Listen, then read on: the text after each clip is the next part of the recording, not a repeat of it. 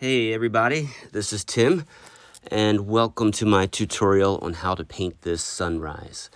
I painted this recently and there was a lot of interest, so I'm just going to do a quick breakdown of what I did. And if you look here, I'm showing you the drawing. It's barely a drawing. It's literally a horizontal line and two diagonal lines. It's just enough to give me my horizon and then where I want the beach line and the water to meet up. So my focal point is going to be on the right side of the painting.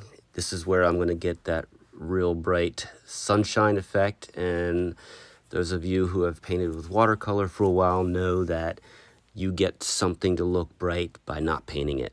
The brightness is the white of the paper. You try to do that as best as you can. And so the first thing I'm doing here is I'm wetting the area where I want to get that bright sun to be beaming out. And in the middle, I'm leaving that as untouched as possible. Now, throughout this video, I'm going to be moving this board around nonstop. And in a little bit, it's going to speed up because it took quite a while to do this. So my goal here is not to brush on the paint. I'm just splattering it on there. And I believe this is quinacridone gold.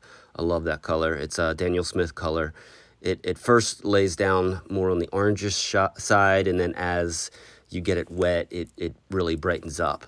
So the idea of not painting it and just sort of splattering and then use the spray bottle and, of course, gravity is to purposely not give any brushstroke look to it. I want that sunshine to just appear to sort of just float, just to be real fluid and moving.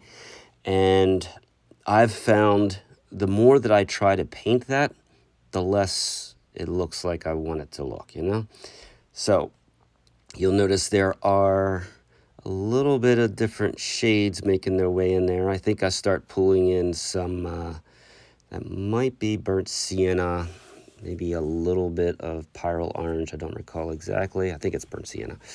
But I'm just working in the color. I'm trying to do my best to get it to blend without overdoing it. And then here I am, I'm making my sun.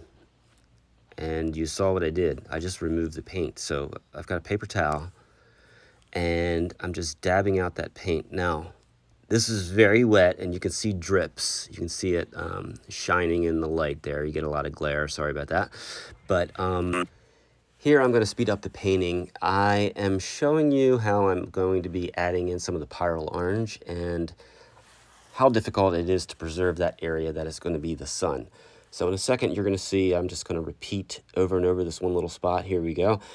I'm showing you this because as I'm putting paint in, that white area, which is supposed to be the sun, it's constantly changing. So it's me and the paint and the water and the gravity kind of trying to work together here. And as you can see, I'm showing you all the many different changes that's taking place because I'm adding water, I'm adding color, I'm turning the painting around. So as I'm doing this, I have to be conscious of keeping that one area white for the sun while not letting it dry too much and look like a harsh circle. So, okay. Here I am sort of like at the halfway point where you look at your painting a lot of times and go, it doesn't look like I want it to.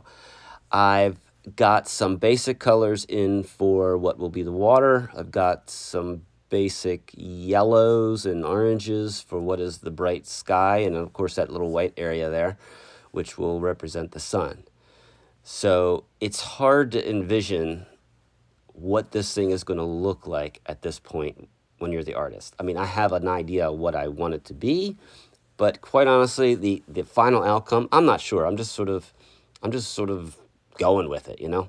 Here I'm adding in a phthalo blue, and the risk you run when you start introducing this blue next to the yellow is getting too much green. So I did let a good portion of that yellow dry, but I didn't want to let it dry too much that I had harsh edges.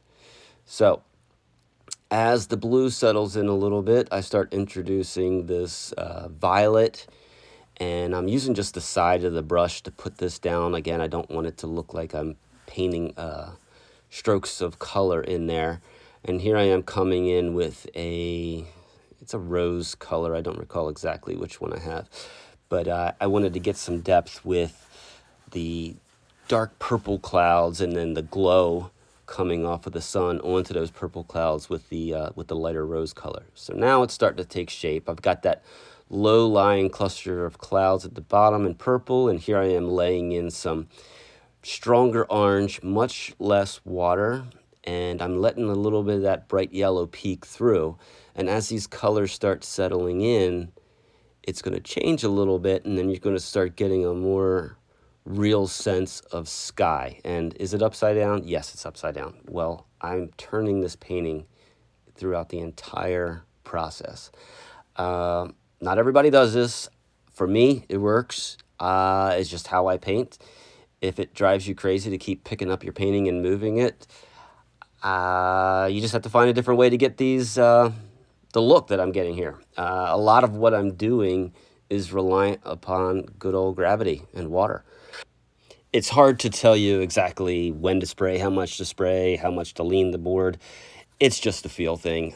You're watching your paints, you're watching what they're doing, you're responding to what they're doing. And as long as you're comfortable with the fact that you're going to get your idea in there and the paint is going to get its own idea in there, as long as you can find a happy medium where the two of you come to a compromise to say, yeah, gravity and me, the artist, we both like what we're doing, you should be fine. It'll take some time. Now, at this point, you can see that sky really taking shape. You can see the horizon line where it's meeting down at the ocean. The ocean right now is more or less just the first layer of color, so it's a bit dull at this time. So while that dries, I'm adding in some more darker purples and brighter oranges to make that sky pop a bit more. Keep in mind, to get that depth of color in watercolor, you're going to just have to rely upon layers. And it's a little tricky getting the timing right. Sometimes you go in a little too early and you make these ugly messes with that sort of cauliflower bloom effect, which you're not really looking for in many cases. It's a feel thing, and you'll get it over time. Now, I'm back to the water. I want to give the illusion that the left side of the painting, which is what I'm showing in that bottom corner, kind of hard to see, sorry about that. It's more on the darker side, and then the right side is where we're getting that beautiful bright orange of the sun reflecting on the surface. So instead of painting those darker lines in, I am allowing gravity to do its thing. So I'm going in with a fair amount of paint, but then I'm also backing it up with a fair amount of water to let that drip and do its own thing. I want to allow the paint to do something that, quite frankly, I can't do on my own. So that's where I view the partnership coming into play. I will do my part, I'll let gravity and water do its part, and hopefully we find that nice happy medium between the two of us. Now, at this point, I've got a nice sunset. I've got the beach line going there. I've got some areas where the water is meeting up with the sand. You can see sort of that reflection of the sun extending out past the white of the water, which I'm going in with a little bit more blue now to give it some more depth. And we're starting to get a better feel of the illusion that this is really a beach and a sunset. But what I'm about to do right now, many watercolor purists are going to say, this is a total party foul. You're not supposed to do that. I'm using white, and the purist will say, nope, white is the paper. White should not be any sort of white paint. Well, if we stuck with the purist school of thought, in my mind, we would never progress watercolor forward. So I have no problem using white. And what is it that I'm actually using? I'm going to show you here in just a second. It is not gouache. I do have gouache, but I find that a lot of times the gouache just doesn't get it done the way I want it to. Here's what I'm actually using. It's bleed proof white. I just kind of stumbled upon this one day looking for I don't know what on one of the art sites. And if you look in there, it just looks like regular old white paint. The nice part about that paint is if you apply it and let it dry, it really does cover, and then I can paint over it. Also, if I don't let it dry, I can blend it in some, which you'll see in a little bit here.